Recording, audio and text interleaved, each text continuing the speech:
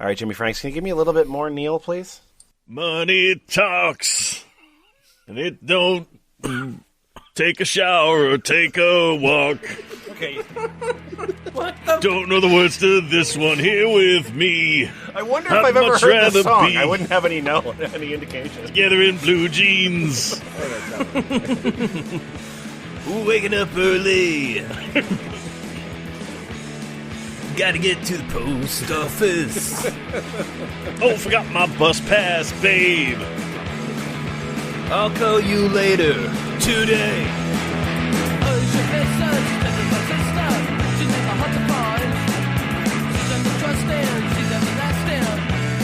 Hello, players. You've entered the realm of the F+. It's an imaginative place for terrible things, read with enthusiasm, and I'll stop using this voice pretty soon. In the room tonight, we have Boots Raingear. Would trams be workable in a low-gravity world? Jimmy Franks. How do people wash dishes before dishwashing liquid? Nutshell Gulag.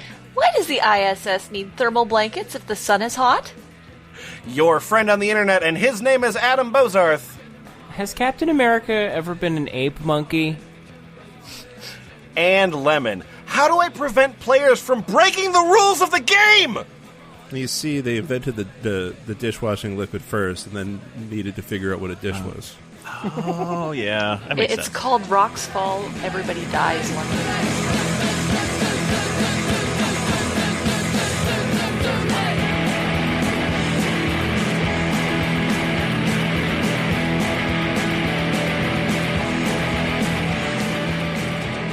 Hey, F+. Lemon? Hello, Evan. Hey, would you folks like to expand your knowledge? Boy, howdy. Okay. Always. I am a student of life. Ooh. I'm a student for a for-profit college, and I'm $250,000 in debt. Well, that's kind of your fault. I mean, you really should have thought about that going in. That's what you get for wanting an education. Ugh, sucker.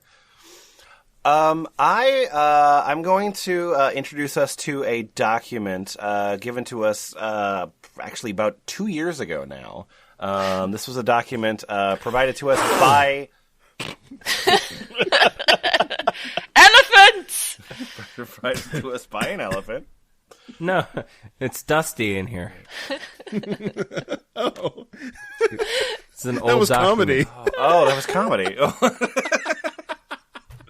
It's a sound effect. Okay. You remember how you guys were doing sound effects? Yeah, I do remember that. Come on, fucking guy. Come on, fucking guys. All right, hang on. We got Michael Winslow in here. You want me to press the button that does that? It's not going to work. Today I want to introduce us to a document that was provided to us about 2 years ago or so by Zekka. And this document is entitled Stack Exchange Explains It All. Okay. So if you... It's not just by Zekka, though. Oh, you're right. This document was curated by Zekka, but then edited by Smogfucker69. And that's Smog. I wonder if he has an agent for this as well. So it's like a whole publishing team behind. The desolation of Smogfucker69. They're all lizard themed. I think he came pre-desolated. So this is a document all about Stack Exchange. If you are a programmer, I would say about, or at least in my case, I would say about 2 hours of my life every day at work is I don't know how to do this thing in JavaScript, type in the thing I'm trying to do, then copy-paste the shit from Stack Exchange. But Lemon, before people tune out, as a layman, what I want to know is this episode going to be stupid enough for me? Oh, well, that's a great question. The first category that Zekka has here is he's titled Normal Stupid. Oh, good. Oh, whew. So, man. That Stack Exchange is Kindly is stupid has for many people different like me. categories, and it is not just for technical stuff is also for this creative Yeah. support, I guess. You can also, like me, if you want to go like, how do you draw eyes on a cartoon, you can look up on Stack Exchange how to do that too. Well, you could also look it up on WikiHow, but then you get the wrong instructions. Exactly. So if you're also trying to, build a world in your sci-fi or fantasy novel or Are you saying this whatever one has it the is. right instructions? This is where you would go. This is Stack Exchange world building. Yeah. So here we are in Stack Exchange World Building, and Adam, your name is Anne Ayunweim, something like that. And you have a question. It's an anime. It is an anime. Anime. It is. Anime. So you have a question you want to pose to us, won't you? I plan to make an RPG setting. Well, wait. And I want it to What's be- your question though? What's your question? Oh, okay. Birds can mind control everyone. What will happen to humans? They can. Okay. They're just asking the question we've all been thinking. I played this game. The one with the What pigeons, will right? happen to the humans? I plan to make an RPG setting, and I want it to be as credible as possible. By that I mean I want to be able to explain everything with science without cheating. Okay, but then there's the part where birds can mind control everyone. Yeah, I want to make a science fiction game without the fiction. Oh, okay. Statistically not likely, but possible scenarios are accepted as long as there is no absolute contradiction with things we know not being possible. Wow, there's a lot of contradiction in that sentence, but okay. Yeah, that makes complete sense. In this setting, some bird species have grown an organ that emits special brain waves. When any animal, human included, receive these waves, they override its own and it loses control of itself. At first, birds were not particularly intelligent, but this ability made them able to give orders such as feed me or protect me in a way subtle enough that it was not discovered by humans before it was too late. Yep, okay. Checks out. So everyone's following along. Sure we are. Yep. No questions. Okay. When the game takes place, the birds rule the world since centuries, keeping many humans as slaves. Free humans survive. Free humans survive. Now, I want this to be as credible Yeah. to science as possible. Science Yeah. fact. Hard science fiction. Free humans survive by living in places where birds can't go, like caves and tunnels. Right. Birds are afraid of the dark. Some the top of very high mountains where you need an oxygen supply, space stations, etc. Okay. Psst, quick! Into the rocket! Quiet! I think you shouldn't go into the rocket. Okay, so yeah, the birds are our sentient overlords, but they haven't figured out how to get in our spaceships. Yep. They're just above Pecking it. at the human mutated, and as there is no more anything like globalization, they separated in different species. What do you think would be a realistic gap of time for this setting to occur, assuming the psychic birds appear tomorrow? 20XX. I think at Okay. least 2 or 3 hours. Wow. Birds are very efficient. They are. Is there a way to explain that, despite the difference in structure between different human brains, everyone can be targeted and there is nothing such as immunity to psychic waves, quote unquote? Yeah, it's called I'm the GM and I say so. Why would you need to? I'm playing World building! So it's not psychic powers that you need to justify. It's that the concept of nobody being immune to psychic powers. That's the thing you need to justify. I need to justify that, and I need to know when is a proper amount of time for birds to evolve the commanding organ in their brains that enslaves humanity. I also like that they evolved the ability to push thoughts before they had thoughts to push. Yes. Yes. Just like, reflection. Yes, exactly. Destroy all mirrors. Now, I really want to make sure this is perfect because I play RPGs with a bunch of bird specialists, and I don't want to get made fun of. There's a bunch of answers, and boy, they're lengthy. It's really not interesting enough to make up for that length. So we're gonna go to the next thread. Nutshell. Mm-hmm. I've learned several things in this podcast, and that one of them is that a kitsune is like a human fox hybrid anime Japanese thing. Is that right? Yep. Okay. It's just a fox. Oh, okay. It's an evil fox spirit that, Okay. that likes to take the form of buxom young women and anime everywhere. All right, I see it. I mean, who doesn't really? You can. You might as well. All right. I'm Jetlef, and I have a question. All right. How would a kitsune conceal her presence in a city? Okay. Suppose you have a kitsune. Ari from League of Legends is a perfect example of what I have in mind, who loves to roam near human cities. More specifically, the story is set in Russia. She has visible non-human features, her ears and tail. Everything else is anatomically the same.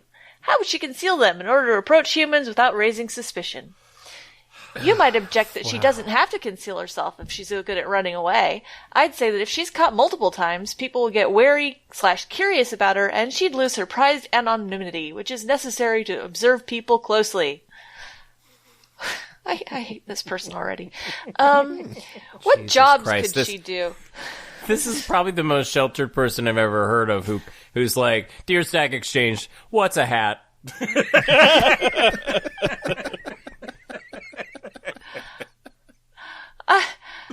It may be useful to point out that she's considered quite attractive. Before you suggest modeling, I'd like to point out that she isn't afraid to be naked, but she's loathed by the idea that people would lust after her. Oh, boy. Oh, Great. boy. I loathe that, too. Yeah. I mean, this is just an off the cuff hypothetical, right? I haven't spent years of my life thinking about this. Mm-hmm. I don't try to share this on some sort of forum. Can we take a very brief break here and just take a look on the right side under linked articles? Okay. And there's a title of one that just says, The Role of Anthropomorphic Foxes in a Medieval Army. The front lines. The front lines. Nice. Yeah. Also related with 120 upvotes, a most subtle magic. Also, mermaid land combat. This is not. Oh, no. Hey. All right, sorry, continue. No, it's okay. How does she go about her daily life? She can't bare her head in a public place and is reluctant to do so even in a private area with few people. Say, how could she get her hair styled? She's proud of her appearance, but not to a narcissistic degree. Would she just wait until the hairdresser has served the last customer and is about to close, so that she's alone, and she'd show her ears to less people? Would she be able to live like that? Would she be able to live like this? She'll find a human companion that takes her in eventually, which makes her life easier. But still, until then, how long do you think she'd be able to go on? Thanks in advance.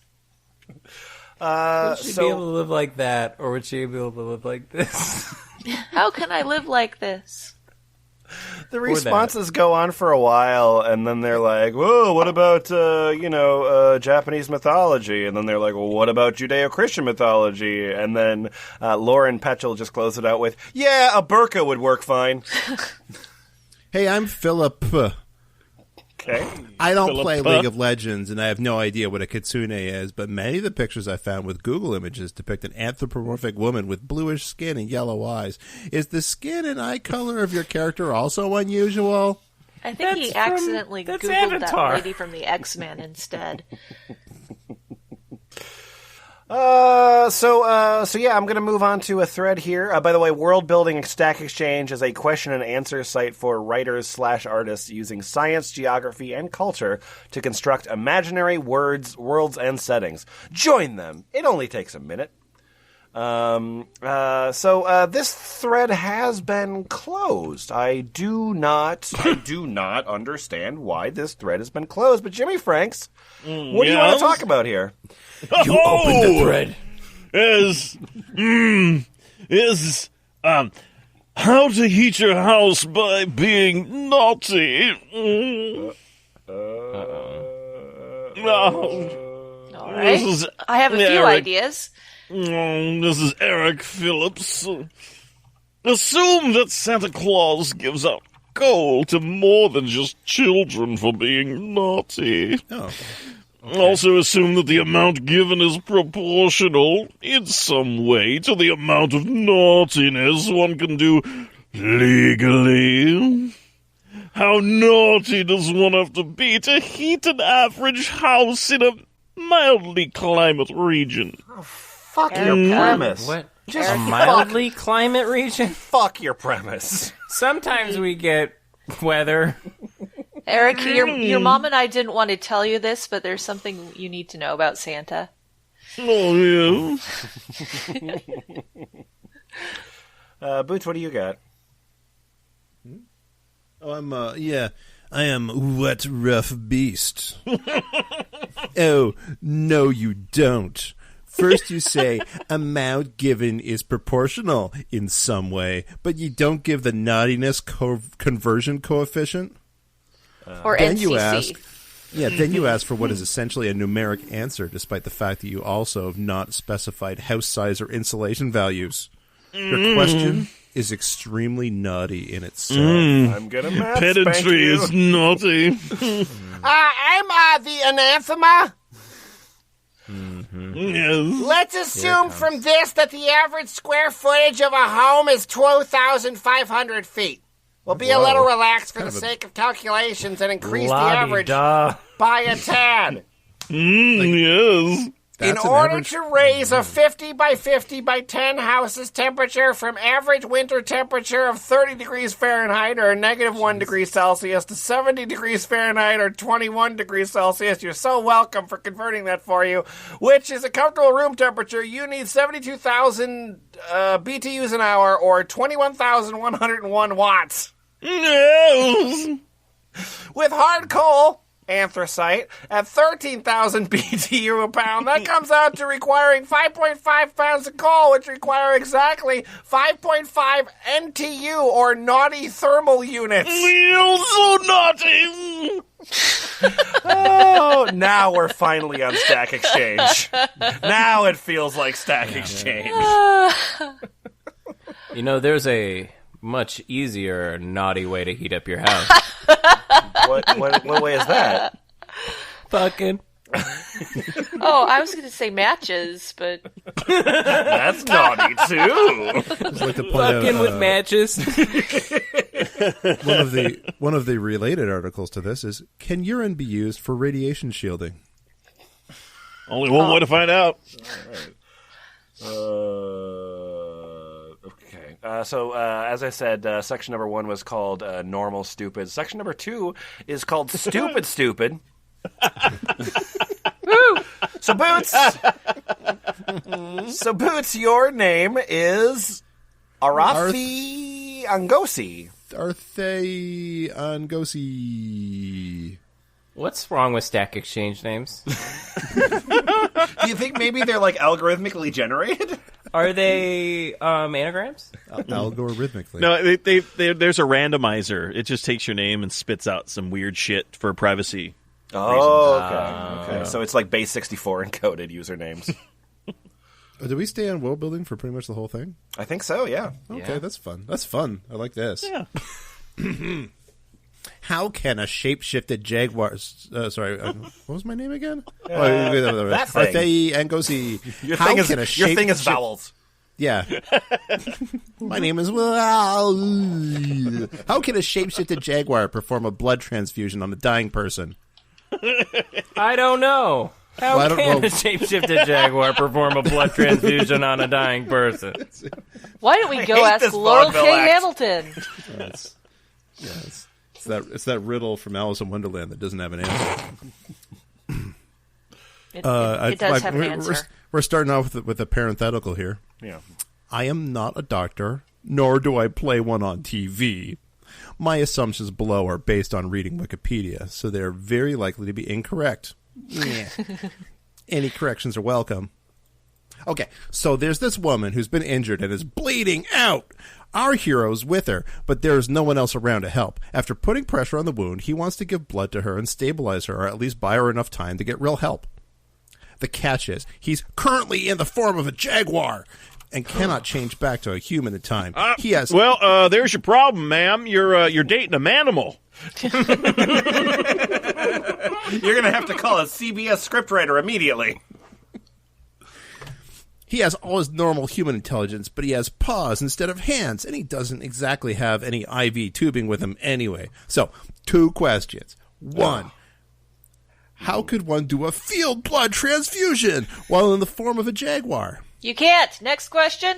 Great. 2, I know that a single donor couldn't cure serious blood loss, but could it be enough to get her to a less serious stage of blood loss so that she has a chance of survival in a hospital setting?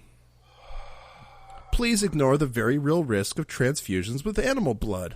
Can we ignore the rest of it too, then? If you can transform into a jaguar, why can't your blood transform into human blood when you put it into a lady? Hey, that's a great question. That's fucking Make stupid. the lady into a weird Hey, jaguar. that's a stupid question. When I'm turning into a jaguar, my blood's turning into jaguar blood, idiot. Anyway, the overall plot point is to get jaguar blood into the woman's system. Something that I can't imagine occurring outside of some very dire circumstance like above. But if you can imagine How about a another weird scenario, jaguar donates blood to a blood transfusion drive and somebody gets it accidentally? How about that? That's way more interesting. Do you like it? that might be pretty good. Okay. But the topic's closed, so we'll find out what happens in the comments, maybe. Or maybe just ignore that and go to the next one. Who knows? Edit. I have an edit. I want to read this fucking edit. Ass. Does it change anyone's opinion if the woman is herself a doctor? Low-tech, typical fantasy environment with supplies, say, could she recognize that her bleeding was going to get serious soon? So before that, she started the transfusion herself. The first transfusions were in the 1600s. What equipment did they use then? Like dirty equipment. that didn't work. My name is Lauren Pechtel. Why are you assuming there's nobody else to help? I think it would be much easier if you had a situation where you have three people, the victim and the were-jaguar and a doctor. Okay.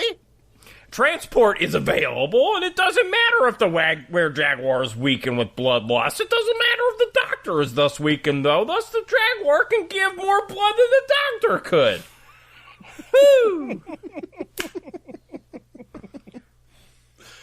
A nutshell? Yeah.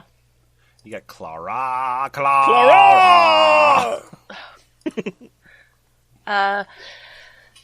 Third person doctor helper is a non-biological person robot, or a sapient non-mammal, or a human with a very serious blood-borne infection, or some blood toxicity thing. All very good reasons not to use their own blood. What were they helping? Blood, just like blood passing forth. Yeah. Okay. This is Henry Taylor. Yes, excuse me. Reducing your scenario to its barest facts, you're trying to get the jaguar's blood into the woman. Yeah. Presumably with the intention of infecting her with feline lycanthropy. Why doesn't he just tear his paw with his teeth and then press his new wound to either her mouth or her wounds? I know that makes his act of infecting her deliberate, and I sense that you would prefer that it be an accident. Still, it gets your characters from where they are to where you want them to be. Where do you want them to be? Why does this plot point exist? I specifically don't want that. I want the blood to be clean when it goes in the lady. I think you've heard of a little thing called the hero's journey, all right? Now, alternately, the cat could just lick the woman's wounds and attempt to clean them, or just to comfort its dying mate. Now, this would be in character for a big cat, so it might be more instinctual than rational. Again, it would get some of the jaguar DNA into the woman's bloodstream. The problem is that this magic isn't actually shape-shifting, but rather possession. I thought that aspect wouldn't be important to the question, but clearly I misjudged. How dare you hold back on us? My apologies. So he's only controlling the jaguar. His human buddy is elsewhere, not nearby. Then why does your title say how can a shapeshifted jaguar perform a blood transfusion on a dying person? Oops. Shape-shifted into the jaguar. That's what it means. You shapeshift into things. Yeah, but it's also, when I shapeshift into something, I just discard the body that I'm also currently in. I'm still Blanc there. done. I slough it off. This is Henry Taylor again. Possession, not shapeshifting? Oh, in that case, it's easy. Just kidding. It is still impossible. But it does leave you with a rather interesting opportunity. Have your jaguar-possessing wizard relinquish his hold on the jaguar to the wounded woman. Now have him pull her soul out of her dying body and affix it to the perfectly healthy jaguar body. Well, she gets to survive as a human intellect jaguar, and together they go off in search of an unoccupied human female body for her to move into. It doesn't work that way. The machine doesn't work that way. A QED. I just expect him to come back. He's like, no, I don't want the lady to be a jaguar. I just want her to be full of jaguar blood. Where am I going to find an empty lady? Okay, we're moving on to a new thread, and my name is Triptoplax. Sorry, I read ahead. Yeah, Jimmy Franks. I'm looking for a plausible explanation for a lack of reflection in a mirror. Absolutely, this is a serious matter. I'm sorry. Please go ahead. Go ahead, help me. Trictoplax. Yeah. You have the floor. Yeah, okay. In many vampire stories, the vampires do not have a reflection in the mirror. This is generally not explained beyond simply being a supernatural phenomenon. Is there any plausible way for something to be visible directly but invisible with the mirror? Oh, is this George Lucas? No, it's I've spent 20 years on this shit. It's the other guy from Mythbusters. Is there any way that we can make a mirror that you can't be reflected in, Adam? I don't know, man. I think we should give it a shot. Even with magic as the explanation, there still seems to be opportunities, and I'm doing Jamie, for inconsistencies. Or at least odd consequences. Imagine someone crouching to drink from a pool and a vampire leaning over them. Will there be a shadow cast into the water? Or will this person just see a shadow on the bank that abruptly stops at the water's edge? Not only do you not have reflection, you just don't. Okay. So what's the difference between a shadow and a reflection? How can I design the rules so that they are in keeping with the familiar vampire mythology and still self-consistent when exploring consequences? Oh, self-consistent. Yeah, I want to make mythological beings, but without the, mysticism of it. That's stupid. I don't want to make shit up. This is Henry Taylor again. Mirrors reflect the visible light, which is bounced off of the objects in front of it. Perhaps a vampire absorbs all visible light that hits it, but emits a currently unknown form of energy, which excites a human optic nerve, much like visible light does, but is absorbed and not reflected by silver. If all of this were true, modern mirrors in standing water might show a vampire's reflection, while an old-fashioned silver-backed mirror, and maybe a video camera, wouldn't. Putting a poetic spin on the light-absorbing properties of a vampiric corpse, you might say that the hungry spirit which animates the flesh eats the light in the same way it drinks human blood. Yeah, that's so much more interesting than Damned by God. Yeah, you're right. Vampire bodies love light. Just can't. I just feel compelled to answer questions. Just eat it up, yeah. Philip with 2 P's. Nutshell, if you'll take that one, please. In a high-tech world, mirrors could be obsolete and replaced with smart 3D screens, which show a reflection of the environment. When such a screen displays a human, it identifies the person and projects some information about them around the reflection in the form of floating text panels. Charlie Brooker, you've done it again! Due to a quirk in the biometric recognition system, it doesn't recognize vampires as humans, so they might show in the mirror screen, but the lack of information panels around them gives them away. The inability of vampires to trigger biometric sensors could also be used to transfer other common vampire weaknesses into a futuristic scenario, like being unable to enter a building unless being invited. Doors just won't open for them, so they always need to follow other people. The inability to cross running water. All bridges over rivers are biometric checkpoints, so vampires cannot pass them without being identified. Being unable to enter churches. When entering a church, the biometric system recognizes you and automatically takes a small tithe from your bank account. Voluntary donations just no longer cover the running cost of churches. Vampires don't register, so they are denied entrance. Holy water, replaced with medical nanite solution. I want to turn these fuckers loose on the episode of The Simpsons where Bart sells his soul. You know, I always wondered what Dilbert would be like if it was about vampires. And now I know. Now you know. And Boots, you're up next, and you are the MVP of this thread.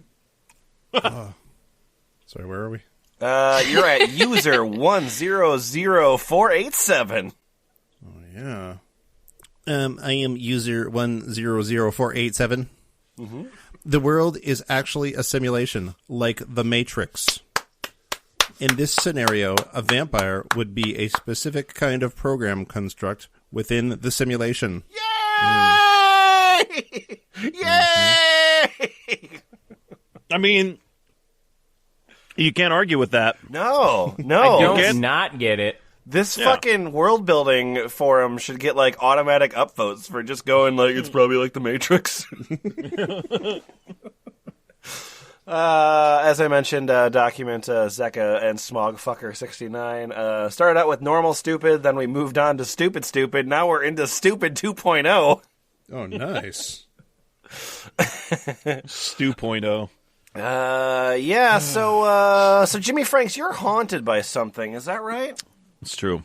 It's true. What's haunted when the minutes drag? Yeah, this is Thank you, Lemon. Thank you for giving me this forum and this safe place where I can talk about. Thank you for sharing. Yeah. Thank you for sharing. It's very brave of you. I'm known on Stack Exchange's user 6760. Oh yeah, we know. Yeah. And I've always been curious.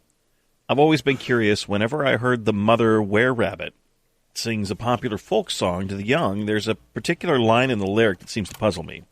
Right? It goes like this: "Up, up, and away."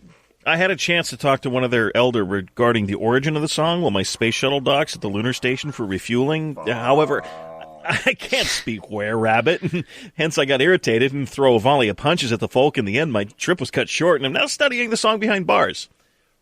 So how can a were-rabbit jumps high enough to escape the moon's gravity and then perform a re-entry into Earth's atmosphere unaided and probably unscathed?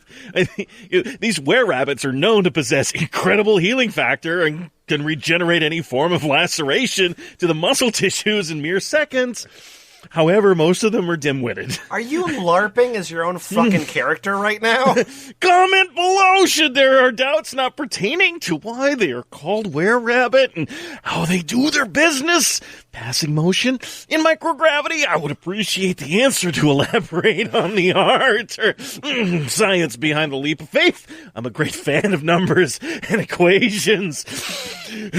Please indulge me.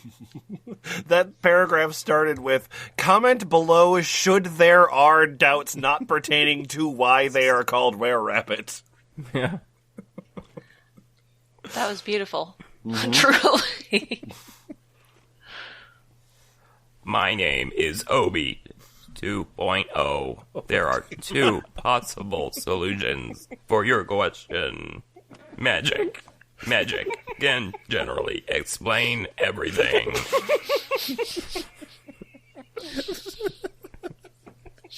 There should be, no matter what the question is asked in this goddamn forum.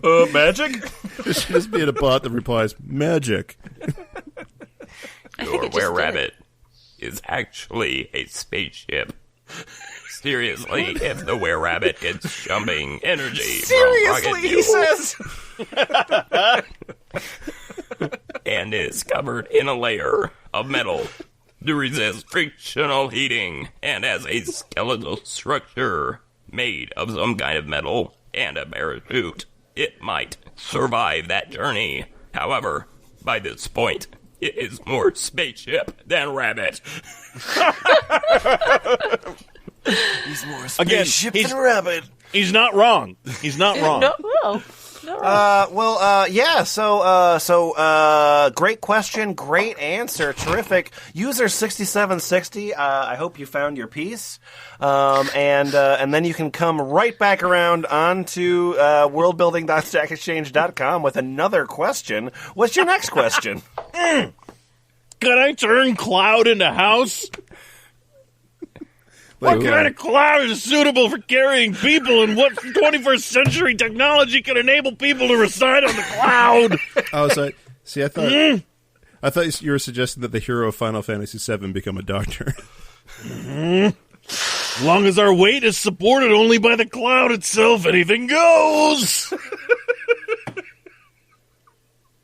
Clouded house. And Boots, what's your response? I'm ox in a box. No sort of cloud is suitable for carrying people or houses. Yay! Fuck. Not even a cumulus? Fuck. How about a nimbus? What's the difference, Boots? I don't know. A cumulonimbus. My name is user 5434678. Did you get lost? Being the warden of the correctional prison planet called Slearth. What? Nothing. What? Is there something funny about my fictional I'm sorry, planet user called 5434678. Please continue. You better watch it, Jimmy Franks. He'll send you to Slurth. It's short for Slutty Earth.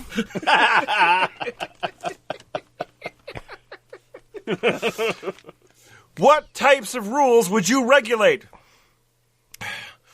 What rules would you enforce to have total control of Slearth inmates? That's the dumbest name.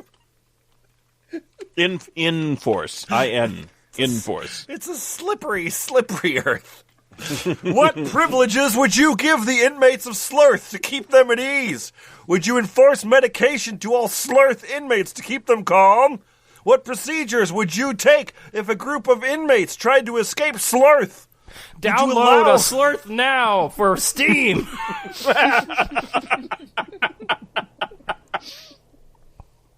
Now available in the Humble Bundle. Would you allow the inmates to educate themselves, or would that make Slearth twice as dangerous and stressful to maintain? Would you allow them to have access to current events of the outside and universe while doing time at Slearth? What other rules would you enforce being the warden of the SCPP? Yeah, you assholes aren't answering my question. I got another one. New global system to lower the murder rate on Earth. You didn't give us a chance to think. Yeah. Okay. like, my name once planet again is is prison. 543 What is the 678. prison? I have a new system. Okay? Okay. So I've thought of a new system to lower the murder rate of Earth. Different place. On Earth? Yeah, this is Earth. This is Earth. It's lowercase Earth in this case. This new law is enforced and authorized for every human who is 25 years age that is found guilty by trial for the murder or attempted murder of a human, or murder by abortion of the attempted abortion or the attempted abortion of a human. What? Attempted abortion of human. What? I need to pass my genes on to user 5434679. the sentence would be immediate abandonment to Absoluseer. Abolacere.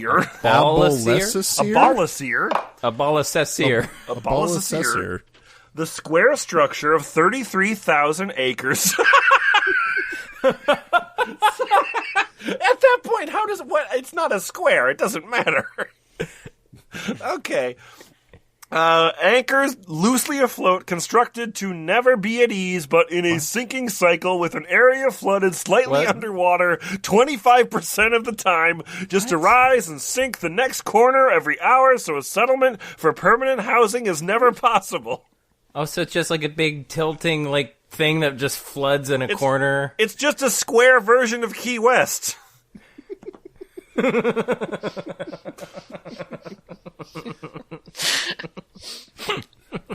The surface area is completely flat and of steel. Every acre has 22 gravestones of iron for shade with the words Unity imprinted on bold. That is important for some reason. That's the engine. Each abolisher is issued a white t-shirt and a white pair of pants made of wool.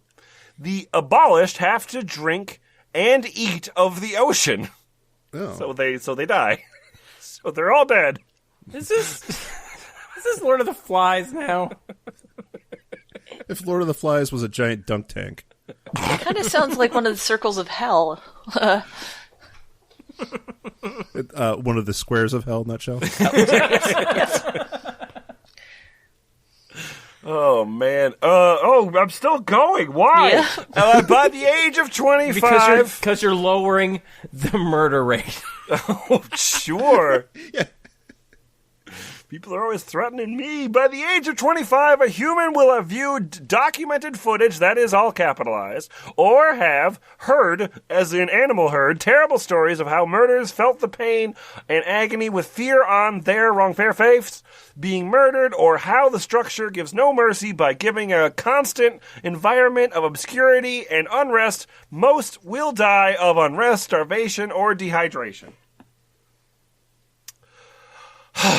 The only way of living again on land. Out that going to prison was a bad thing, they wouldn't commit crimes. In my fiction, I made a prison that's bad and people don't like it. Yeah, it teaches everybody a lesson on the outside.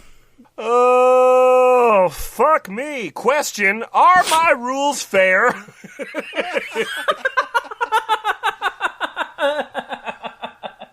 That's it.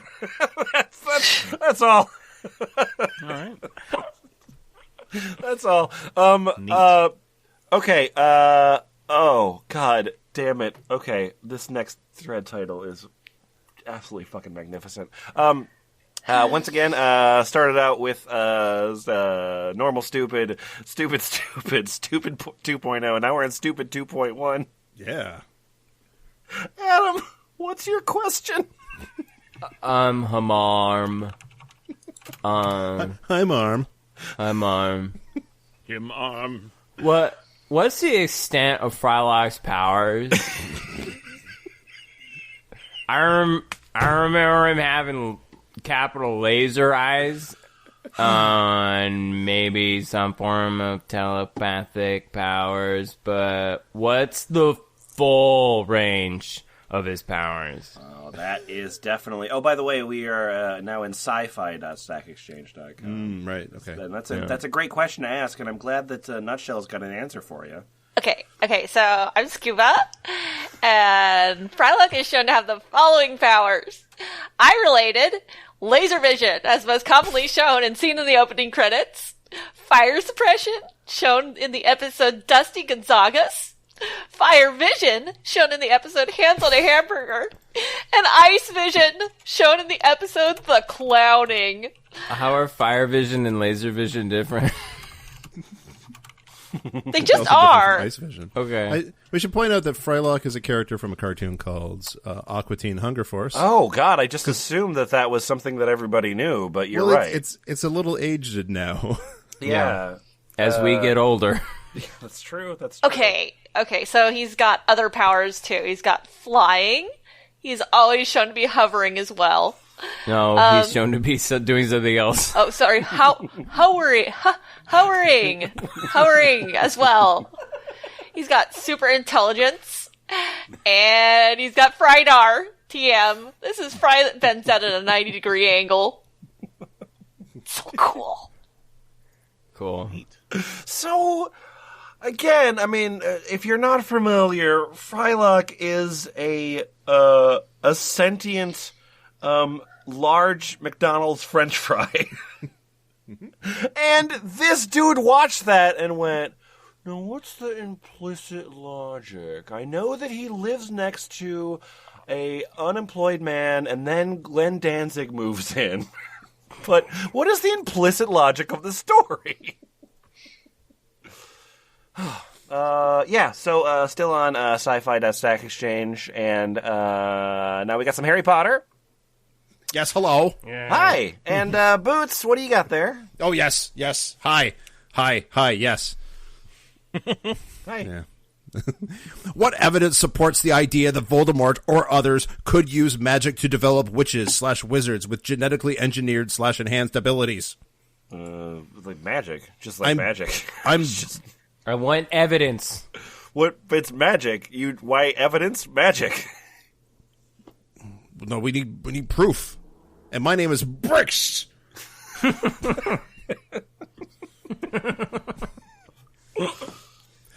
I am seeking additional supporting canon evidence for the idea that within the Potterverse, it would be potentially possible to use magic to genetically engineer / enhance witches/wizards to have superior magical ability. Related to that question / idea, what same evidence might support the idea that Muggles could eventually learn to use genetic engineering to introduce magic genes into the Muggle gene pool, thus making magic accessible to the general population? If members prefer, I can break this into 2 separate stack questions. No. Oh, yay! Could you, please? Nobody asked for that. Well, fuck it. I'm breaking it into 4. Evidence, I believe, which already support either / both of these scenarios include magical abilities appear to be genetically inherited. See, we see numerous references to families in which magic appears pretty much to appear from in every generation. The term pure blood is used to denote where such abilities are almost guaranteed. Within wizarding families, only rare recessives, aka squibs, is that a...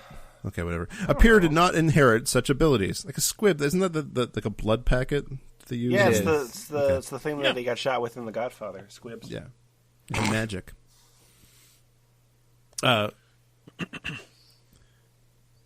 Is there anything interesting here that I'm skipping forward to? I don't know. Fucking. What have we seen? Have we seen anything? We have seen the ability for cross-species type transformation.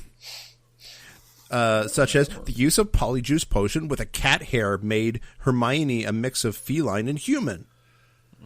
Transfiguration is commonplace. And it is possible that even just temporarily, these types of efforts extend down the genetic level in some way beyond just the surface appearance. If so, this would make such activities similar to Muggle experiments in genetic splicing using cross-species genes. 2 is a weird way to start a sentence. Yeah. 2, that if there is a temporary genetic component, it would possibly be made more permanent and or even inheritable. And what's the very last sentence in your post?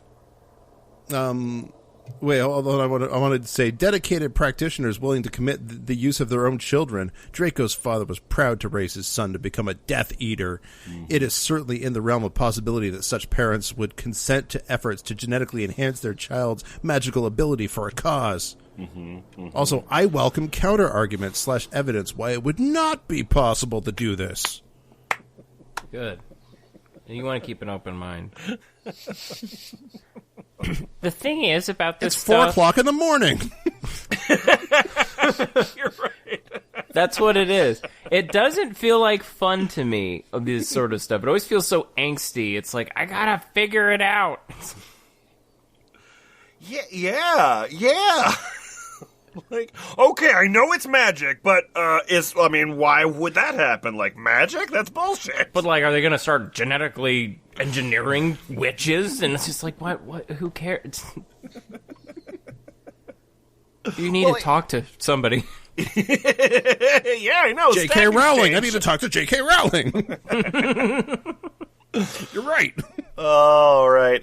There is a long post called "Non-Binary Computing: The Way Forward," which we're just going to skip over because it's pretty wonky, but it's also fucking insane. But the wonk kind of overshadows the insane. Jimmy Franks, Yeah. we're moving into section Stupid 3.0. Oh, hang on. Let me put on my VR headset and Nintendo Power Gloves then. This is where the brain explodes. Yeah. Do those work together? Yeah. Oh, great. I'm running a it's time- Game Shark. So. It's time for us to enter the math world zones. Oh, good. We're back in world building. Yeah. I've missed you, Worldbuilding-exchange.com. Yeah. Oh, God. Yeah. Oh, boy. Whew. You want me to do the whole thing? Yeah. All right. Strap yourselves in. Okay. Math World Zones.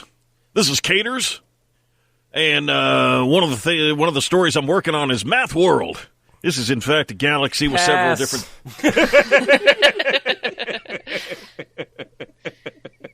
Well, Sorry. wait. I'm sure if he explains it, you'll be interested. Now, just hear me out, okay? I think this you're going to one's be called pleasantly Math surprised. You want to play Math World? There's no Mario, but there's Math World. Now, this is, in fact, a galaxy with several different solar systems. Arithmetic, the one I'm working on right now, is planet base 2, closest to the star, planet base 62.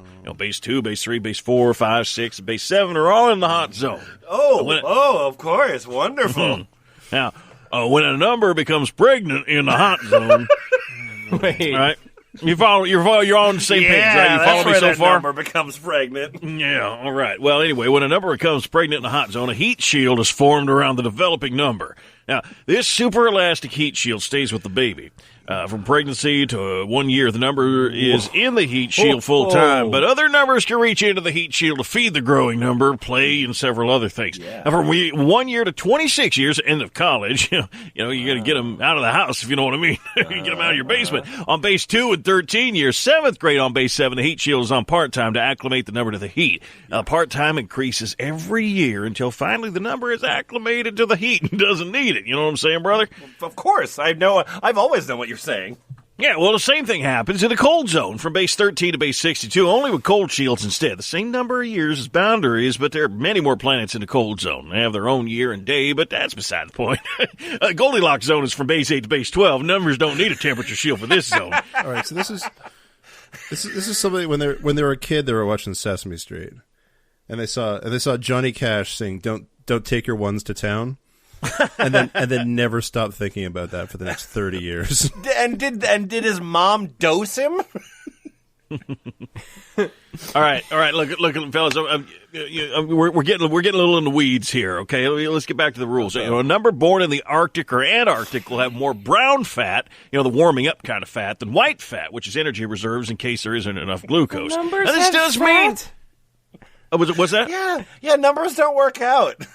Yeah, You're okay with them just being for the pregnant? sake of argument, okay? This does mean, however, that the number needs a high amount of glucose. Now, there's two things I'm wondering, and why they both relate to these different bases. Now, one, given the year boundaries for the shields and the fact that for the other planets in a hot zone and cold zone, it's proportional. Now, how can I calculate how many years the number will have the shield on part-time, and thus how many years will it have the shield on from birth? And number two, and if you want to do back of the envelope, grab a pen and paper or whatever, that'd be great. The economics here, it's complex here. For a given type of currency, or in other words, dollars, pesos, etc., the exchange rate is 1-to-1, even if it isn't nearly that in real life. Each planet has a different currency, so two planets can have dollars, right? But the dollars might be completely different. Let me give you an example. Using base 10 and base 2. Example, thank God. Base 10. Okay, cool. Actually, great. All right, you missed Great, my turn a couple of stops back, and I'll call a different lift if you need me to. Well, look, I'm almost done here. Let me just we'll get to the good part. Example, Okay. base 10 is running well until almost everybody gets infected with a virus. Now, money production stops. In this case, it's a third Zimbabwe dollar. And a family that hasn't been infected by the virus finds out that two is pregnant with twins. I use Roman numerals zeros that there's the same number again. So because there are two twos, I have a 2 and 2 I's, Anyway, there's trillions of dollars in reserves. They want to use as little as possible. They want to use as little as possible of the reserves, basically only for pay and city maintenance. Anyway, the family's desperate need of money because the pregnant number's sick with Sarah. You remember the pregnant number? You remember? I remember. Right, the pregnant number from the is beginning, sick with severe viral pneumonia, which is caused by different virus and outbreaks. See, it's all coming together. Now, Base 2, on the other hand, is running nicely, producing a surplus of money. 20 calls, Planet Base 2, and asking for $1 billion. Now, Base 2 transports the $1 billion. There's still Base $2, but they need to be converted to Base $10. 20 puts it through the base converter. It gets converted into base $10, right? They put a mask on the pregnant number's face and take her to the doctor as fast as possible to limit virus exposure both to the family members and the viral outbreak surrounding them. And the doctor leaves the pregnant number in the hospital for the rest of her pregnancy to prevent other numbers from getting the virus she and the has. doctor says 7, 8, 9. You're skipping ahead there, brother. All right, so they put the pregnant number in the hospital to prevent the other numbers from getting the virus she has, and so that the doctor knows that the virus is completely gone before she gives birth. Currently, the interplanetary money transport is like this. Excellent. Okay, cool. Jimmy Frakes, our time is up for today, but if you'd like to make another appointment with the lady at the desk, we can see you in a week. Yeah. Yeah. Can you sign this for my court so the court knows that I came in for my meeting? I just got 3 more, and then I'm off probation. I want to know how the interplanetary money transport is like. Oh, yeah. Well, okay. Well, production to teleportation, which relies partly on electricity, to conversion through base converter after it lands on the planet that needs money. Yeah. Finally, we get to my question. Oh, now okay. I want. But I want the conversion step to essentially be lost. So how can I make it automatically convert from one base to another while it is being sent? I think I know your problem. I think I know Oh, your problem. good. Yeah, well, I'm all ears. Yeah. So, you know how you've been microdosing for the last 2 years? Yeah. Yeah. Every Usually morning. when people microdose, they don't just take acid the whole time. Yeah. You're not You've been supposed to macrodosing. Wait, you mean I've been doing it wrong? I'm not supposed to do the whole bottle? Eyeballing it is not a valid form of microdosing. I thought it was one. seems I thought like it was enough. a bottle a day. That's what the bottles keep telling him. Hey, guys, what do you think Caters' house smells like? I actually think it mostly smells like Windex. I think he's doing so much cleaning. Yeah, Windex and Sharpies. Nice. Every wall is painted with with chalkboard paint, and he's just Oh, yeah, absolutely. he's just written just integers on everything.